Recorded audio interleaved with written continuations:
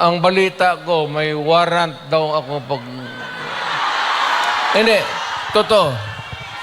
Yung sa ICC or something. Matagal na akong hinahabol ng mga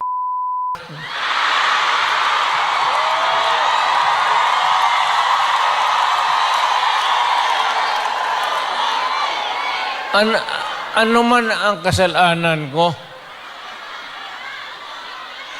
na ginawa ko man ang lahat sa panahon ko para may konting katahimikan at mapayapa ang buhay ng Pilipino. Ang problema nito, ewan ko kung ang tingin ng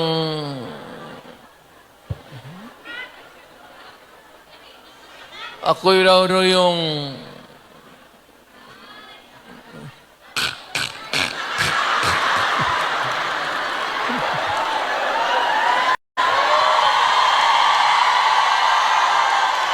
o ganito na lang.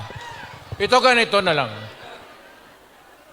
O sabi ko, assuming na totoo talaga yung naririnig ninyo, bakit ko ginawa yan? Para sa sarili ko? Para sa pamilya ko?